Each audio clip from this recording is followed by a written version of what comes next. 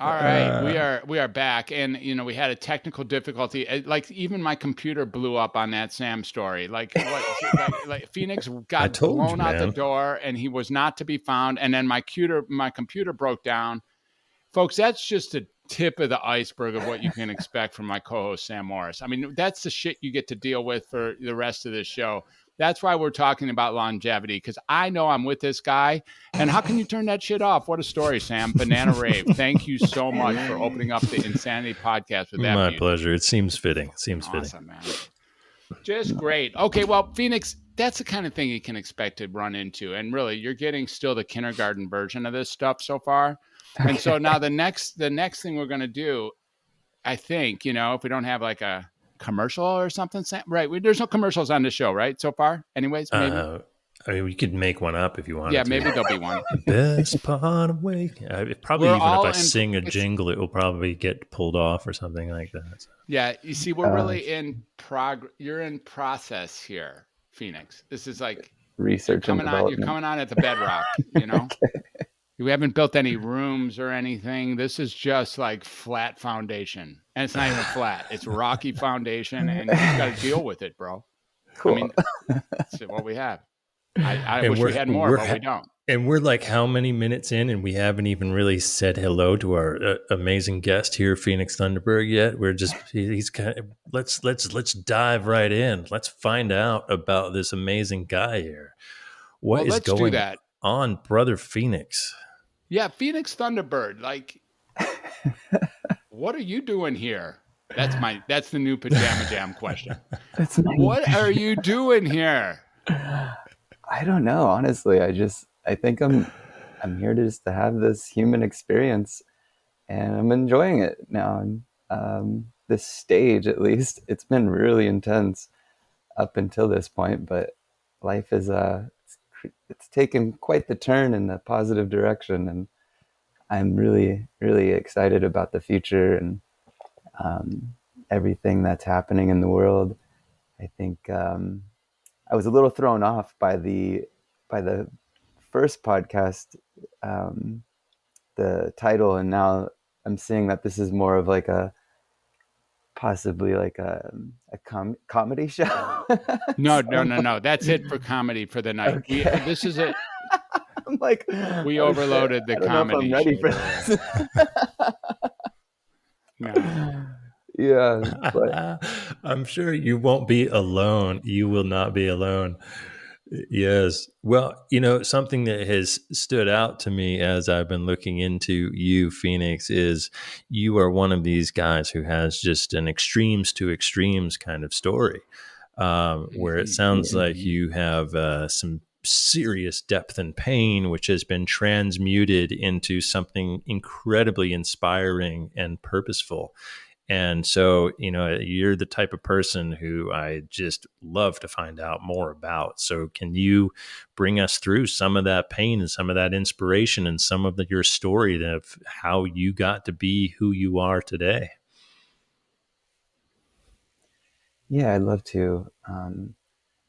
So I could start at the beginning, but it's just so much.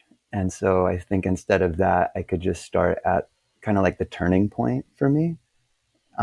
It was about 3 years ago. And sure.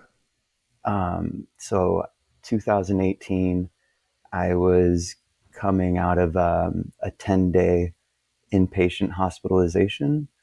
I had been homeless for a few years. I tried to kill myself for the third time. And I was completely psychotic, hearing voices. I was convinced that everyone on the planet wanted me to kill myself because everything was my fault, meaning all the war, all the homelessness, all the drug addiction somehow was all because I didn't love myself enough. And that had come from a lot of psychedelic experiences mixed with, fasting and staying up for days on end, and kind of like a really bad trip, but it just never ended. And I used heroin for many years to kind of try to numb that pain. And I finally had decided enough was enough. And I had already tried to get sober so many times. I think this one was like my 7th inpatient drug treatment center. And the universe just had this kind of funny joke because I was in the psych ward and they said, we have a bed opening up at the Phoenix house. Mm. And they didn't even know my name was Phoenix because I had my legal name. You know, they didn't know I'd gone by that. And I was just like, what? The universe, you know, wow, kind of showing me this little synchronicity. And then, you know, I just decided it felt different that time, you know, even though I was still hearing all the voices and, you know, sometimes people would still kind of, I'd have that really intense paranoia. Over time, it's kept getting easier and easier because I would tell people what I was thinking. And a lot of times they'd be like, no, dude, you're great. Like, don't even trip. You know, we love you. And I just knew that I had to do it without pharmaceuticals, because for me, I just felt like they would hold me back from really the healing that I needed to go through. And during the time, though, that led up to all this insanity, like I did have these really mind-blowing awakening experiences where I would see myself as the highest version of myself, doing all the things I could do in this lifetime. And I would see all the pain that I had gone through, all the, you know, sexual abuse, all of the time in prison, all of the time in the military. It was all like for this purpose of giving me this vision and this willingness and this purpose to create what I'm creating today. And so now I'm in such a place of gratitude for all that stuff that I had been through. It's really mind blowing, this whole like journey as it's unfolded to this point, and what's going to continue to unfold as a result of all the things that I'd been through. So it's really such a trip, and I'm so much better today because of all the things that I still do on a regular basis, like meditation, eating healthy, ecstatic dance, breath work, all these things that have given me the ability to just stay present and not listen to those different voices. So I hope that's kind of it in a nutshell. Dude,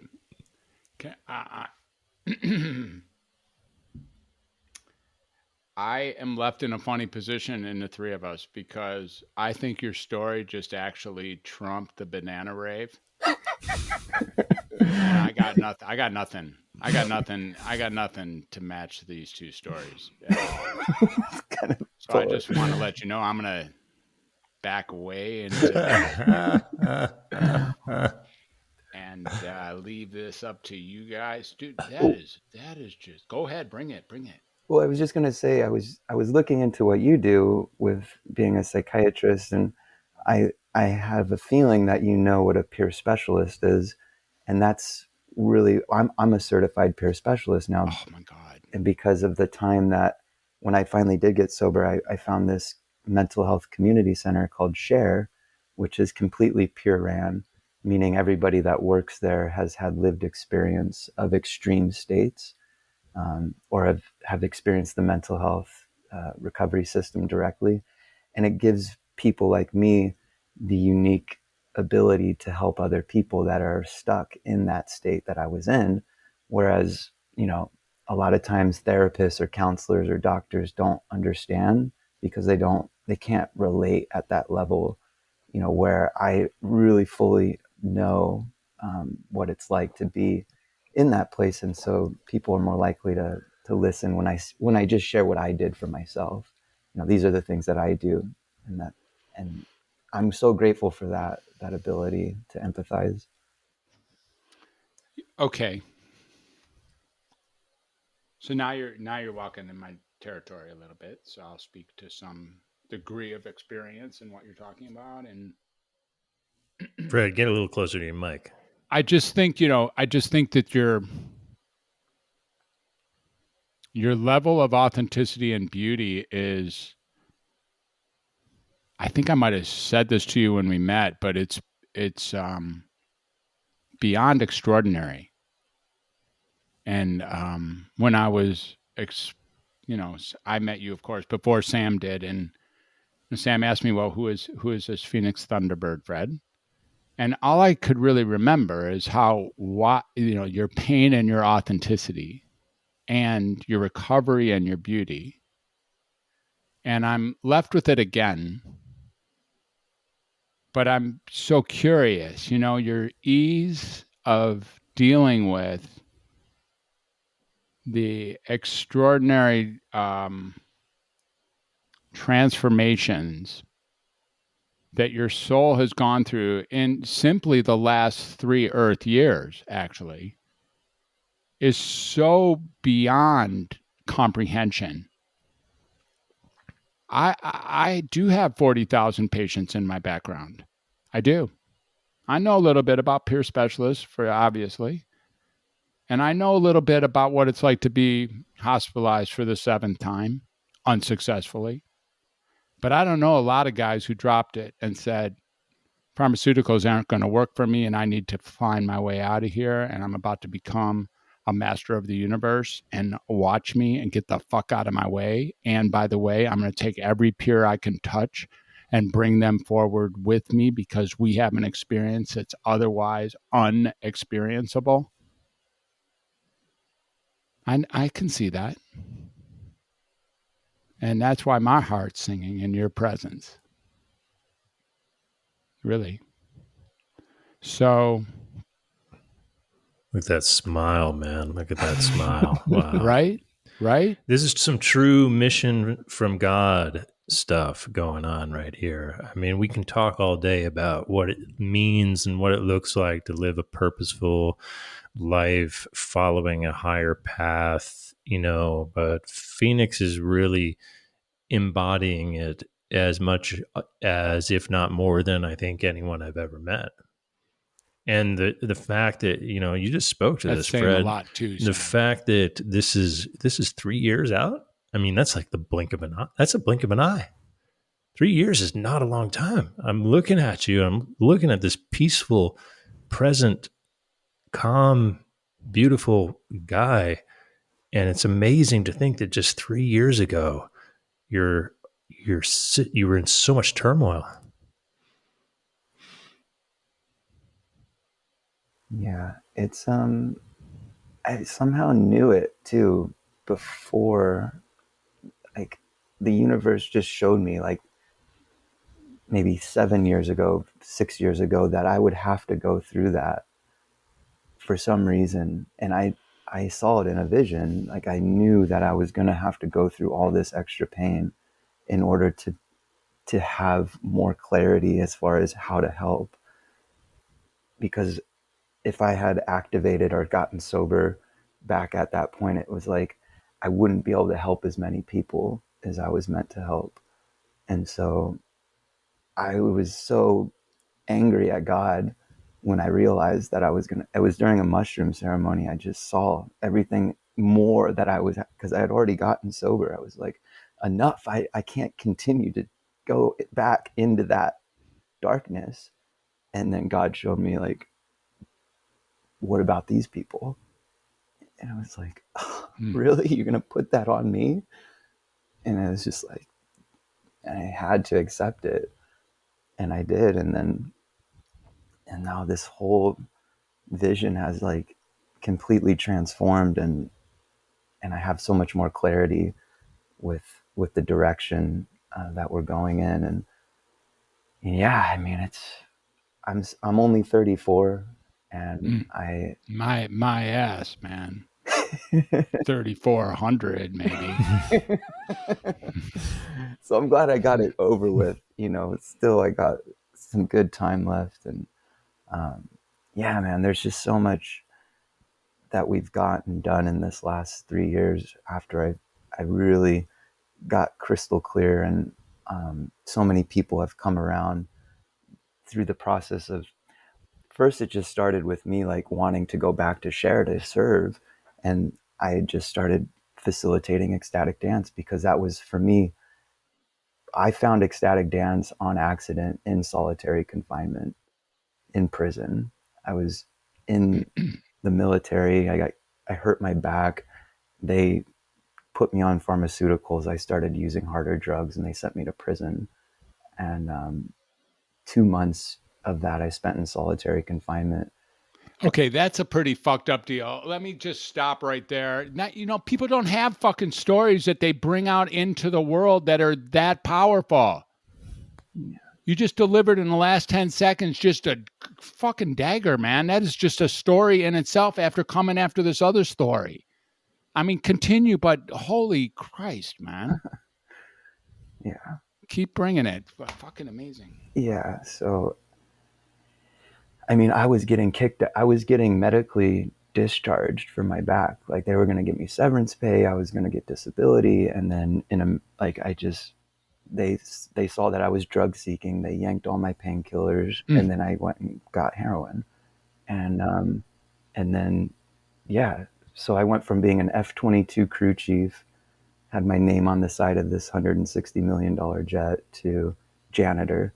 And I just became so depressed. I just started drinking, and then one thing led to another. And then I'm in prison, 2 months in solitary confinement. I just start screaming cathartically, kicking the door, losing my shit basically, to the point where I finally, I was hyperventilating, and then I had an out of body experience.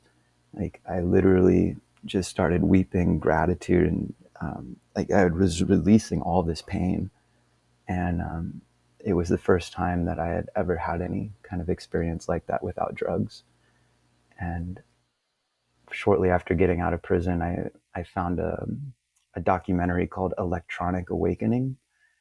And it talked all about the neuroscience that electronic music has on the brain, because every time you hear a new sound, your brain has to store that sound.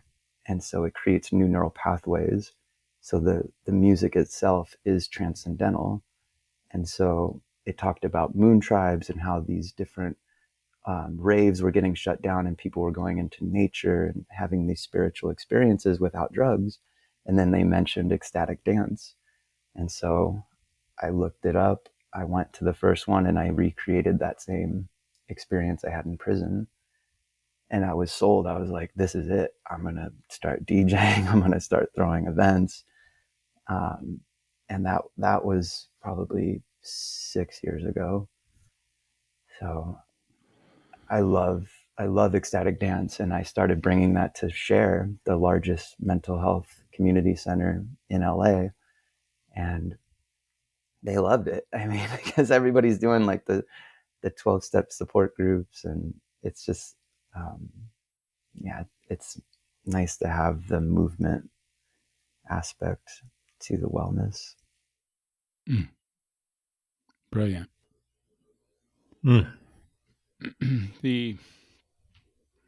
Thank you. So I worked at Folsom. I worked at Pelican Bay. I didn't get to the solitary blocks because you got to be a special kind of doctor to visit those guys. But I definitely worked in the yard and in the block, enough to get a bird's eye view. And I was actually arrested once in Phoenix, just to tell you that.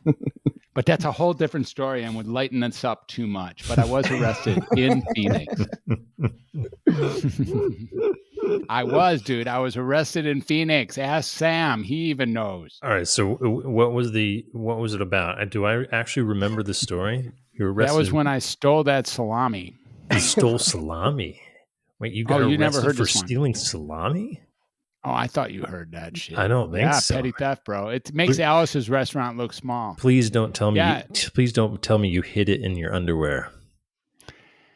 You guys have told some stories, and I challenged you. I said that I don't have anything to match either of your two stories, but it turns out this mother does match both those stories, and I I have the 45-minute version. I have the 12-minute version. I have the 8-minute version, and I have the 4-minute version.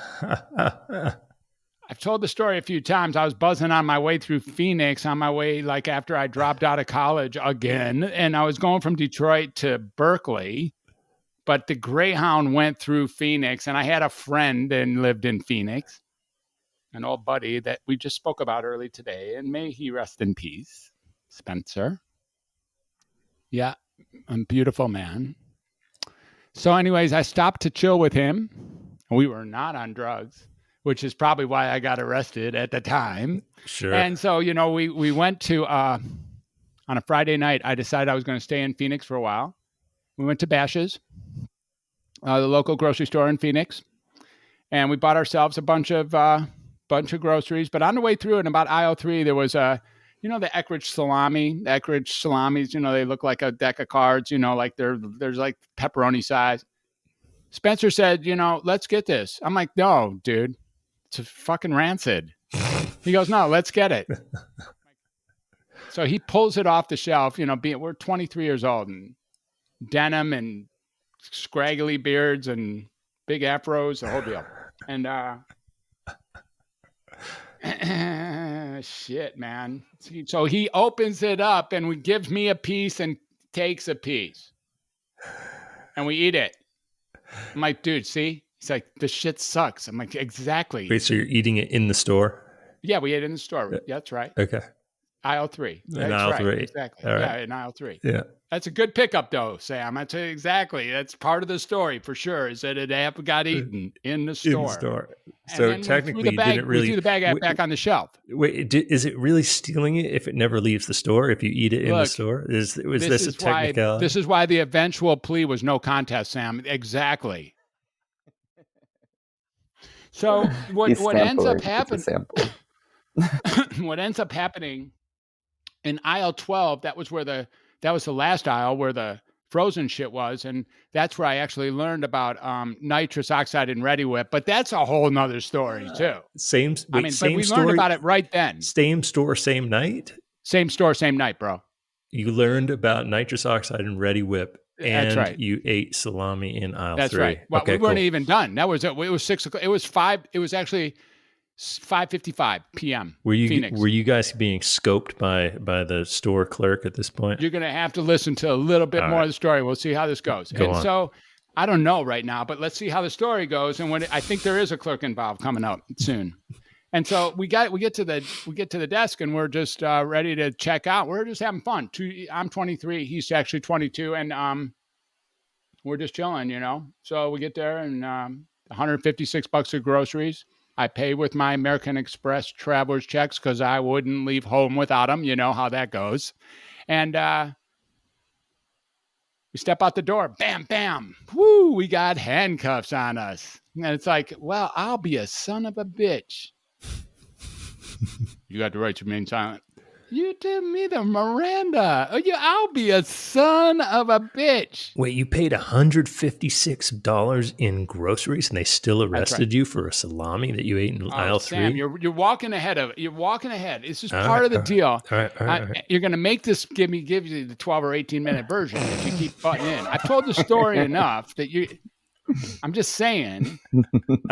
So the next thing is we're upstairs with the security dude with a plastic leather jacket. And he's like, Spencer, the reason he's dead is because he's a fucking hothead. And so that's why he's dead too. He was hothead then. He's like screaming at this dude. He's like, what's the deal? The guy pulls out into his pocket and throws down this open plastic container of fucking salami. He goes, you guys recognize this? Well, yeah, but that was dinner. That rancid shit from aisle 3. Yeah, I recognize it. He goes, you're under arrest for petty theft. I'm like, you got to be out of your crazy mind. So he calls his wife. We got one, And then he starts, we're going to be a little late tonight, honey. I think it's a commission or something. Quota probably. And so, before too long, The Phoenix City police were there. Then the Maricopa County police were there. Then the state of Arizona police were there. This thing got big. There were 6 of them. No. Why did it get big? Came for a salami? Why? I'm about to tell you why they came. All right. Sam. Here's the big reveal. Is because I didn't have an address. And that's what I told them. Oh, you were a nomadic salami stealer. I was a vagabond. Indeed. Vagabond. That's the most dangerous kind of salami stealer. I was what they call a vagrant. Uh-huh. So they didn't like that. Now, it was before terrorism. It was just, I think they had just maybe hijacked a few planes by that year, but it wasn't like shit was going down internationally very much. But, they were worried about me. I'm like, here's $1.23 for this fucking salami. Can we get going? You got the wrong pair of guys. Leave us alone. We're not even high. And we weren't. That's what I'm saying. Had we been, we would have probably not got fucking arrested. But they let Spencer go home, and they put me in the Maricopa County Jail for the night. Did you take out one of the Ready Whip cans? No, I didn't. But I'll tell you, I could have. I wanted to, because I sat in that holding cell, Sam. It was the size of this room. It's like a 12 by 10 with one open toilet and 3 benches. And while I was there, the weekenders came in. The people who had embezzled, the white collar criminals, they come in and they just do 2 days. They came in while I was in that holding tank waiting for my pass to go to the big house. And instead, the white collar criminals, the ones who still have a job to hold down for the economy, they were allowed to come in for 2 days and serve their time and then go back home at Sunday night and start their work again. And so we had to book all of them while I was waiting there. So in the meantime, you can guess that Maricopa County Jail fills with some fucking thugs, bro. There's some thugs that got put into that holding tank. Like 50 of them. I love that you got put in a holding tank for stealing rancid salami and not even bringing it out of the damn store, leaving it in the aisle. That is incredible. Right. And they could have got me for Ready Whip. That would have made that'd be a better story, but that isn't what they got me for. Instead, there I was. The Group W bench, I got that Group W bench. I mean, there I was. And I couldn't move, Sam. The guy next to me had his head on my shoulder, 440 pounds. Oh, my God. And I couldn't move. Now, certainly, I was the third guy in the holding tank. There was my friend Sam, who I met. His name was Sam, actually. And I met him in the paddy wagon. He's like, first time in the clink? I'm like, yeah. There's no bad thing there. They got 3 hots and a cot. I'm like, What are you in for? Eating salami? Exactly. This is not something you want to brag about. It's not something you want to brag about in the big house. So once I got moved, look, later in the night after my shoulder, I still have fucking shoulder injury, crush injury. I've told you about that. I think it's actually from that night, come to think of it. And I think it is, actually. I'm going to have to research that. And wow. Then I was in the big house and, I had bought a pack of cigarettes, so I had some bartering tools. You know what I'm talking about there, don't you? I mean, really. You got to have bartering tools. I had 40 Bitcoins. They were called Marlboro Reds at the time. And I used them properly. And they're like, what are you in here for? So the best I could do was say petty theft. At least that got me in. I didn't have to tell them. I didn't have to tell my cigarette away to everyone who asked you what you're in there for, so that you didn't have to actually tell them what you're in there for. Exactly right. It's exactly right. And there was a lot of things that happened that night. A lot of things that this white guy from northern United States being down there with the man, I saw some hammerlocks go to broken collarbones. I saw many of those. I heard many of those. That was not that great a night. And in the morning, I ran into Judge Berger. But seriously, there's plenty of stories of what happened in the big house, but we're going to move along. And Judge Berger, you know, he's part of the tribe. We both saw each other. We're like, dude. He's like underneath his monocle. He's like, what? I'm like, and he starts reading my 7 pages of my offense. And he looks up just like they did in Alice's restaurant. He looks up and he says, so it says here, Fred, what do you plead? I was already no contest, you know. It says here you stole some salami. I'm like, yep. Yeah. That's one way to look at it.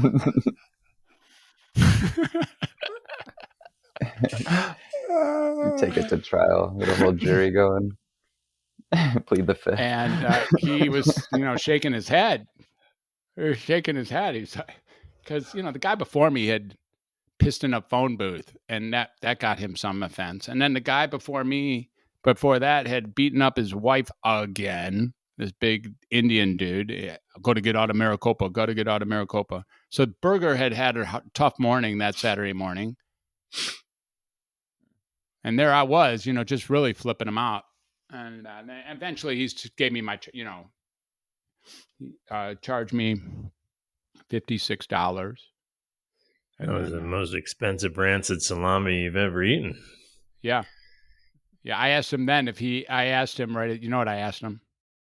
I'll end the story with this, but I did have a question. I asked him, do you guys accept American Express checks?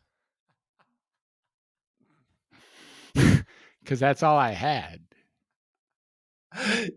Is that a thing? Can the court take traveler's checks? Yeah, they could. They did that night. I'd still be there, Sam. Shit. Oh, thank God. My God. So anyways, I digress just a little, but thanks for the arrest in Phoenix. I knew I had to search long and hard to bring a story that was even close to as entertaining as both of yours. Golly. Thank you. So, Sam, do you think we should go back to Phoenix here? Because I feel like, I mean, I don't want to go back to, oh, by the way, you know what Berger told me? He said, don't come back to Phoenix ever. Yeah, keep your fucking he said, dirt. I could throw you in jail. If you come back here and you get an offense in Phoenix or in Arizona in any time in any place, you're getting a minimum of a year. I'm like, get your dirty salami I got you. Fingers out of this goddamn get state your and salami, don't come back. slimy fucking salami. That's right. Anyways, it's not the solitary confinement in a prison in LA, though, is it? I mean, we're not talking that. It's not quite that. It has a little bit of levity, but it sounds like in you and your really self-developed ecstatic dance while you're going through your psychotic inward-outward break in the second month of a solitary that you absolutely were served up to by the industry itself, totally responsible for taking you from the side of a quad-billion-dollar plane to a janitor to now sitting there as a felonious offender about to have his life expired. You show up with ecstatic dance only to have it confirmed sometime later, and it becomes your love and life into the delivery of now only 6 years ago, through this thing that happened 3 years ago. Who are you today, Phoenix Thunderbird? Now I am the founder of a nonprofit. We call it Tribal Lights, and currently we're creating a documentary film that is documenting the process of creating a regenerative city with tribal nations. We call it a Tribal Lights Institute. So a lot like Esalen Institute, but with a lot more emphasis on utilizing plant medicine to help in the awakening process with certified healers and coaches and therapists. It's always been that big vision of the highest version of myself. I would see this community, this holistic community of not only a retreatment center, but also there would be a university, and there would be kids school, and there would be regenerative farming, and hemp would be used to create different kinds of products. And so I finally just decided I'm just going to ground it in. And we created the business plan, the pitch deck, the pro forma, everything that's needed to start a business. And through the process of enrolling board members to join our nonprofit, we've met some really key people. Because for me, like, I'm not that expert. I'm not the expert hemp farmer. I'm not the regenerative agriculture or architecture or infrastructure. You know, there's people out there that have started accredited universities, and now they're on our team, right? We have this really amazing team. And one of the gentlemen, he was just appointed by the United Nations as the advisory commissioner for all tribal nations in the United States. And he has the same birthday as me, August 17th, the day of explosive power. I come to find out from him. What is it? What date is it? August 17th. Apparently, if you look it up in the birthday book, it's the day of explosive power. And the guy that introduced me to him also has the same birthday. And so, All three of you? Yeah, all three of us. And so this guy, he's introducing us to 37 tribal nations next month. And we have this beautiful presentation that outlines the entire vision. And it's all set up with, I mean, we've thought the process through very deeply, and we've established these really clear bylaws and have created a system where chapters can start, they would be autonomous. Like, we really thought through the whole process. And I'm really hoping that this documentary is going to inspire viewers to support not only this first chapter to be built, but then to empower them to start their own chapter.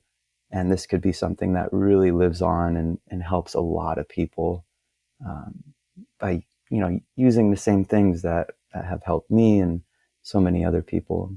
So that's what we're currently working on. Is there a connection between... Boy, it's a delicate... Please give me a second. It's a very delicate question. Is there a connection between your experience in your self-proclaimed psychotic break, where you declared earlier that everyone on the planet wanted you to kill yourself because you didn't love yourself enough, and that was entirely clear to you?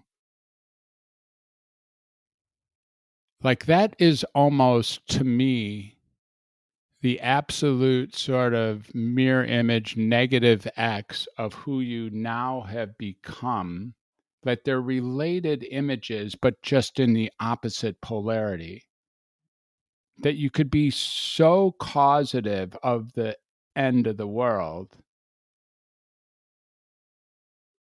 that you indeed could switch it around and then be causative of the salvation of the world.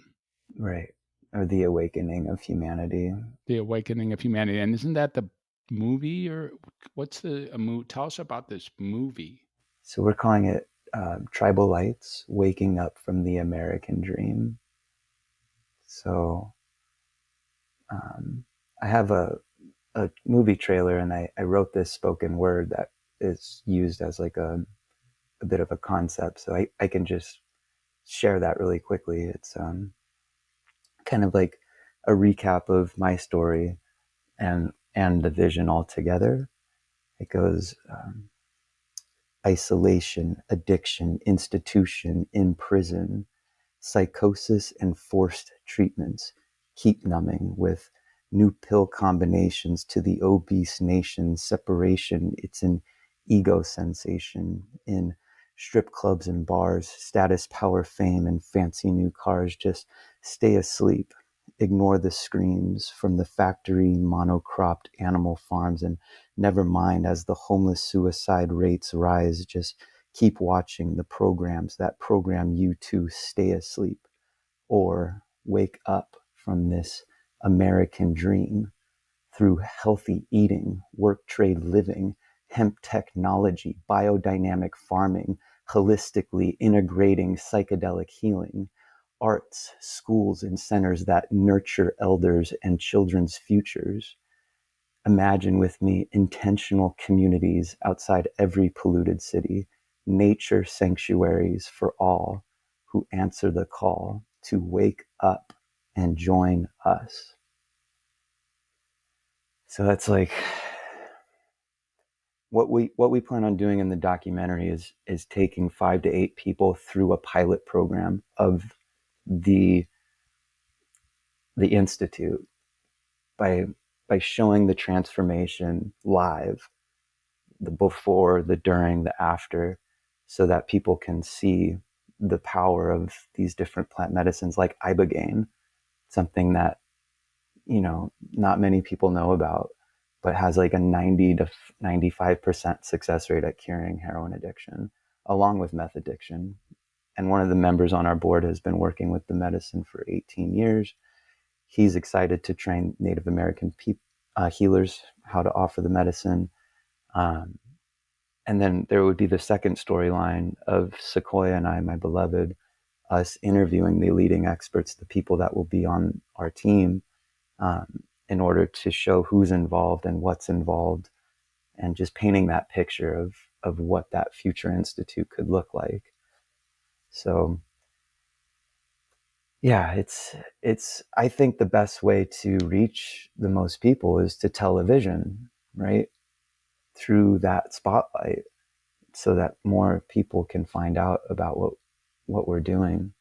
And we'll have an opportunity zone investment fund in place for larger investors to join, and we'll be writing lots of grants through that process. And there's some other technology through tokenization and that sort of stuff that we're exploring. So there'll be a lot that we try to cover in the film. Mm-hmm. Thank you. I was just thinking about the tokenization model, and I was actually going to ask about that, if that was a model that you're considering in terms of investing. It is, yeah.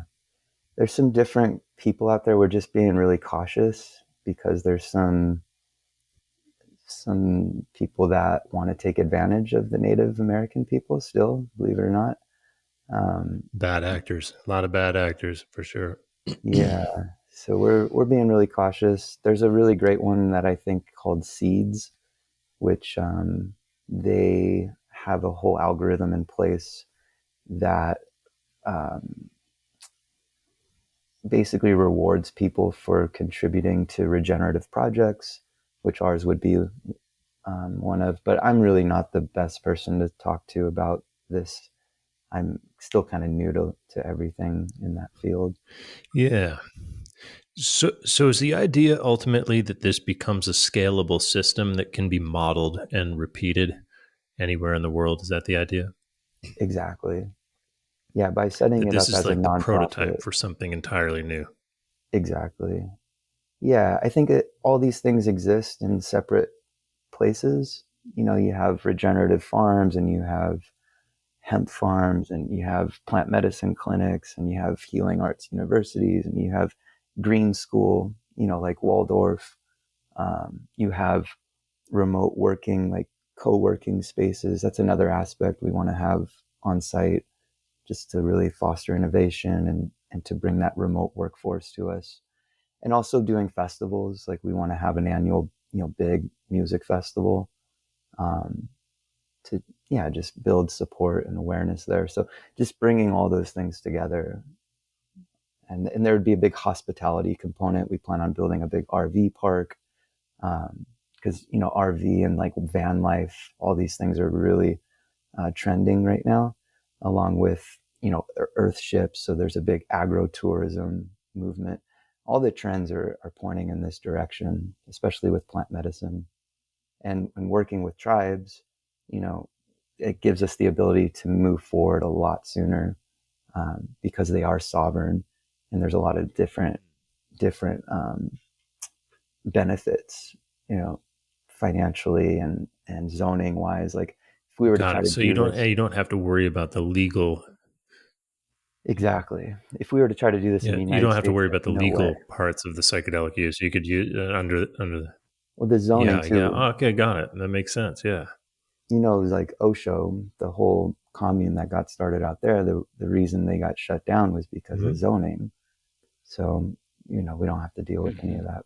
Right. And so, yeah, so there would be a permanent population in these communities, and then people would come and go, sort of like there's sort of like a retreat kind of experience for people coming to the community and having an experience of it, but not being part of it. Is that the idea? I would say it would be a permanent workforce community. So the people that worked there would be more Yeah. permanent residents, and then it would be more of the hospitality, tourism, retreat center type of income there. Yeah. I see. Yeah, they're really excited about it because they want to really get away from the whole casino model, because it's just not good on so many levels, and they really want to switch to Mm-hmm. this more of the Mm-hmm. resort type of model, because they have so many healers in their community that just want to have a purposeful, meaningful work. You know, right now they're working at casinos and gas stations, and it's just their suicide rates are higher than veteran rates. You know, all the rates, drug use, diabetes, all these things are really high in their community. So I feel Now, do like you have any Native American heritage as well? you know, I grew up in Phoenix, and I had a lot of different Native friends, and I don't know if I do or not. My brother always told me I was adopted. Mm-hmm. So there's a Mm-hmm. chance. But I could see his point. I see his point. he was a dick. I see that too.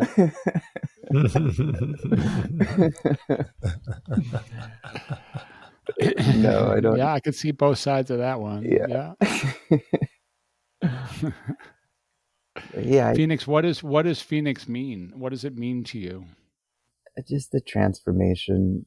You know, I think I shared with you where the name came from initially, and um, I grew up in Phoenix, and I couldn't call myself that initially because I was like, you know, I can't name myself after the city I grew up in, and I didn't actually take it on until I left on this healing journey. But it was given to me by, I believe, the spirit of ayahuasca, or it was my subconscious directly after that ceremony, because it just showed me in a very clear vision, like I said before, my entire life just flashed before my eyes while the spirit basically burned my face on the side of a fire pit. And within that pain, it was at first very painful, but then the pain became like this ecstatic bliss, like an explosion.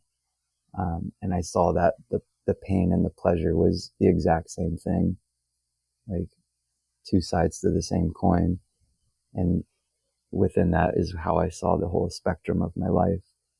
And then later that evening, the name Phoenix Thunderbird was given to me by this voice. So I think it is interesting too. Well, I'll just stop there. There's more to it. It's kind of a long story. You guys are so much more funny than I am. I'm so serious with everything. Well, we know how to be funny, but we really have overused our allotment of funny in this conversation. So if you want more funny from us, you're going to have to tune in to the next episode, because this is getting a little down and dirty It here. is. It's 11:11 though, so we're good timing. Well, I got to love that. And not only that, wasn't today something about, it is 11:11. It's quite beautiful that it is. Thank you. And I was curious. I was going to ask you this. So thanks for bringing it to my attention. You know, we had this incredible lunar eclipse today. Mm-hmm. What the hell? What is this thing today? What That happened? happened? That happened this morning, indeed. Wow. A full moon, the biggest moon of the year, lunar eclipse this morning. Why doesn't anyone notify me of these things? Dude, I tried to call you, but you just like, leave me alone, dude. I'm sleeping. What was that 4 a.m? So I was probably still. I know. It was 4 a.m. Yeah. I had just fallen asleep a couple hours earlier. I know that's true, actually. Anyways, a story for the next episode again is that. But what is the story with the moon, Phoenix? What should we know here? That's like more of a question for my partner. She's more into that astrology stuff. Sequoia, yeah? Yeah. Did she get her name? Did she get her name in a similar fashion, or was she actually born Sequoia? No, it's similar way. It was still kind of serendipitous, though, how it came to her. So, yeah. That's terrific. Yeah. You guys don't have like chosen names yet? I do have a name from Mankind Project, my name. My name is Heart of a Lion. That's my name. Very good. Aho. Oh. And you, Sam? Is heart of a one word? In Phoenix, it is. Heart of a. In lion. Phoenix, it is. Yeah, yeah. Heart of a. HARTAVA. Heart of a lion. Yeah. You got yourself an animal Dr. name? Heart of a Lion. Yeah. Are you sporting an animal name there, Sam? Mm. Did you ever pick one up somewhere? I haven't. My friends in high school used to call me Sasquatch because I was really hairy. I had this big. I had this beard. I was in my first attempt at a beard for the first several years that I could grow facial hair. It all grew just like pubic hairs, but it grew like Amish pubic hairs. No mustache. Amish pubic hair. The mustache wouldn't grow. You're not allowed to put those two words together. Amish Sam. pubic. I seriously. You're not allowed to do that, bro. That's not acceptable. No. Seriously, so out of bounds, my mustache wouldn't even grow in, and it just grew like these nasty pubes, and they're all untrimmed. I didn't know you were supposed to trim a beard. The texture was all like sort of wiry, and I don't know. I mean, it's a good thing for marijuana because I think there certainly wouldn't have been any women in my life. That's for sure. So it was. I mean, the women came to you for the marijuana, you mean? No, I'm saying like getting high became like a substitute for being attractive and having experiences with women and I never really knew why. Start the meter, bro. I never put it together why more women weren't in my life. But I look at pictures of myself back then and I'm like, I had like 4 or 5 inches of pubes, Amish pubes coming from my chin. No wonder women didn't want to have anything to do with me. Some beautiful women probably found that attractive. So. The same ones who have like the really gnarly hairy armpits. And yeah, totally. I've just insulted. You had another name you told me about yesterday, something like, Aren't you also Doob or something? Don't you also have that name? Yeah, one of my closest friends calls me Sasquatch and Doob. Doob, yeah. I had a number of nicknames. Swami, that was another nickname. I had the nickname Swami long before I knew what a Swami even was. That was strange. I only found out years later what a Swami was. People had been calling me Swami for years. Swami, so Doob, we got Swami, Sasquatch, Doob. Yeah. Yeah. That's like a gangster name, man. Swami, like you should trip those things Dude. up together. I never really thought of putting the three together. That's like a rapper's name. Swami Sasquatch Dude. There you go. Sasquatch Swami Doob. Fuck. Oh boy, you pick up that one. That's better than Baby Le Freak or Phoenix Thunderbird. You should roll that one out. I was going to ask. I almost this is just going to be a really bad joke, but I was going to when we were talking about your brother that you don't like so much, I was going to ask you if his name was Pontiac Firebird. Oh, that is funny. Because those are kind of shitty cars, right? That is really funny, actually. No, that is solid shit, man. That is really good. That's good, man. That is really good at so many levels. Oh, they my kids. I'm glad you could get that. Thank one. God. Thank God it's 11:15 Thank you because for the kids have validating gone my to sleep. horrible joke. Shit. I appreciate it. It's my job. It's my job, Sam. It's my job. Even you blow shit off on this show, and I'm still going to make it look good. That's why they pay me the big money, Sam. Fuck. Oh shit. All right. So, anyways, it's glad it's 11:15 because the kids have gone to sleep and they don't have to listen to this dribble. That's kind of good. God. Oh my God. Sasquatch Swami Doob. Wow. Wow. Let me ask you a question. Phoenix, if you're let's say you're in cell block B up on the second floor and a dude moves in next to you, arrested for petty theft, and his name that you hear, his hood name, is Swami Sasquatch Doob. Are you afraid? Are you wondering? You want to meet him? Are you like, stay away from that motherfucker? What do you tell me where you are on something like that? I'm just guessing. What happens in a prison when a dude like that shows up next to you? I'm probably wondering if he's like hiding his real charges. He's probably some kind of child molester or something. There you go. That's how that goes. And that's how that goes. Jeez. He's got a good ass story and a good ass name, but that mofo's done some shameful shit. You better be sure if he's gonna walk in with a name like that, he's overcovering himself. God, yes. This guy was found having an orgy, like a tantric orgy in a dumpster. That's what I'm talking about. Yeah, someone discovered Swami Sasquatch Doob having a tantric orgy in a dumpster behind KFC. And you know what was in that dumpster? That open sack of salami was in that dumpster, bro. Let me tell you that.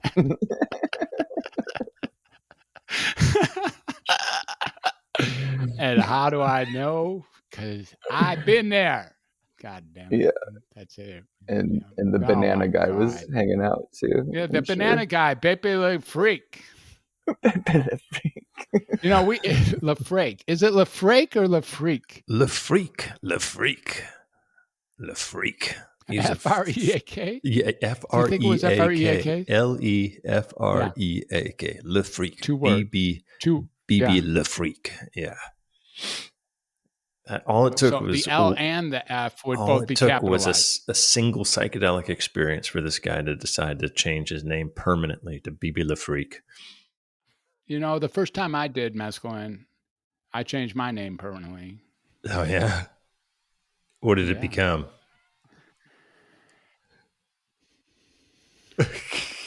Hardova? Thanks for saving me, bro, because I was at a loss there. That's what we do for each other. See what I'm saying, Phoenix? You see why we got together to do this show? Because we can do that for each other. I can pull him out of the dumpster, and he can pull me out of the dumpster, and that's how that goes. That's why we're a good pair, and that's why you're lucky enough to be our first guest. So, really, the fortune is ours to be with you in reality. Quite extraordinary. How do we get to know you more? How do we hang with you? How do we follow you? We're, obviously the three of us can hang now, that we know each other. But what if our listeners or viewers are interested in catching up with you or being with you or learning about you or learning about what you do? Where would they find you? I have my own personal website, so just phoenixthunderbird.com. I kind of post my different music offerings. I also like to facilitate contact improv with ecstatic dance. We do fundraisers out here in LA. We just did one last week, called it Base Force. So we brought in yoga and breath work and meditation. I did an ecstatic dance set. We had a DJ, brought a big sound system out to Dockweiler Beach. So we might do that again soon. triballights.org with one L. That's the way to add yourself to the newsletter and get updates on these types of events. And then the film that hopefully should come out in the next year or so, if everything goes right. So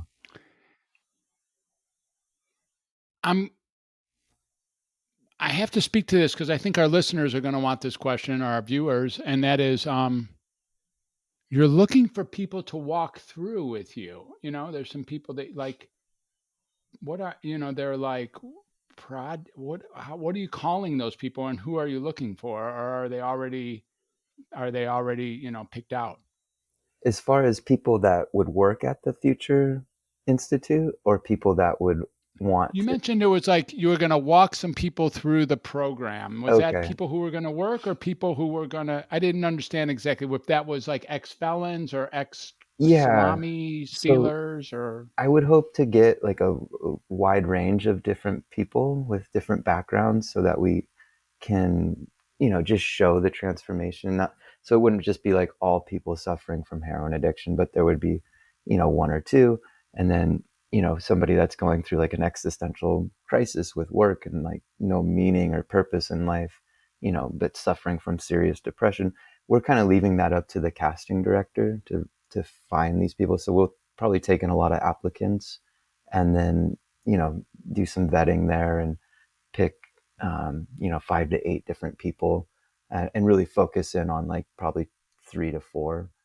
But this is like kind of out of my hands. I'm not really the one that's making all the decisions with the film. We're hiring an agency that understands how to direct these things and produce them. I'm really grateful for that too, because I have no experience with film production. So yeah, we're looking for investors though for that. Part of your brilliance is your ability to know where you aren't the guy. I don't know if you've known that, but you've kind of pushed it off on Sequoia at one point, on that person another point, another.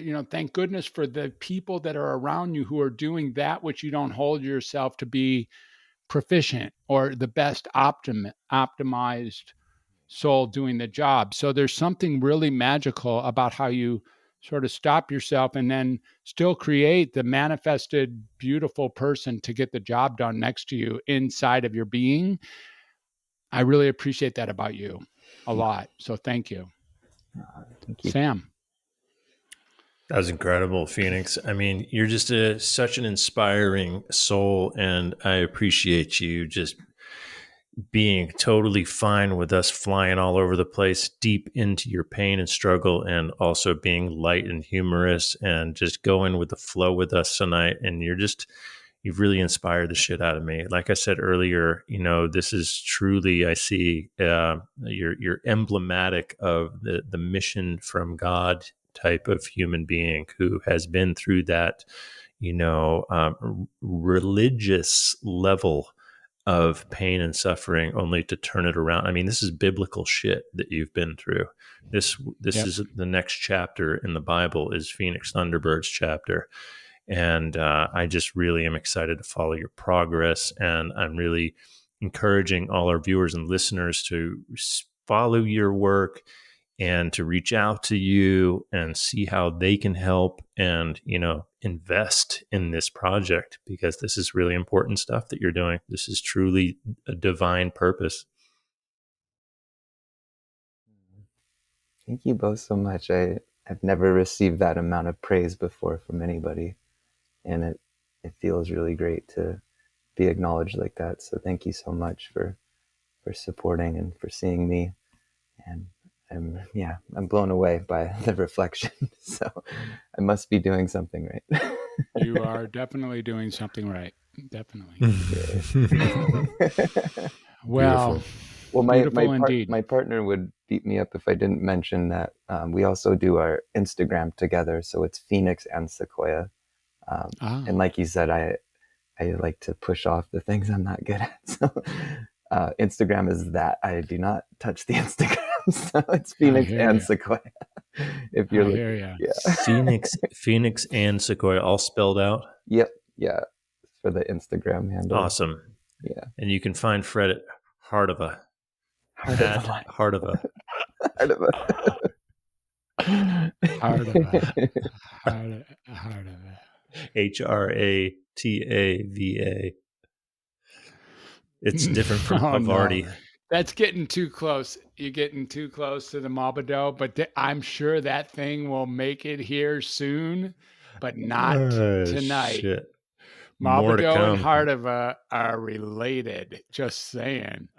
Anyways, that's it for tonight. I say let's bid each other farewell. Phoenix Thunderbird, thank you for being you're so spectacular. What a great guest, letting us build the foundation around you and be with you and discover you and really get you to express, indeed, all funny things aside, the divinity of your work and who you have become and who you are every single breath you take and who you are for everyone who meets you. It's just been a deep pleasure. Thank you. And Sam, thanks. Hey, what a rockin' first episode of Insanity. Yeah. Perfect guest. Anything you want to say, Phoenix? Anything else? Because it's time to. No, that's it. Thank you both so much. I really appreciate the time. Thank you. You're welcome. Good night, and thanks again. Pajama jamming, Sam. Good night. All right. Take care, everyone.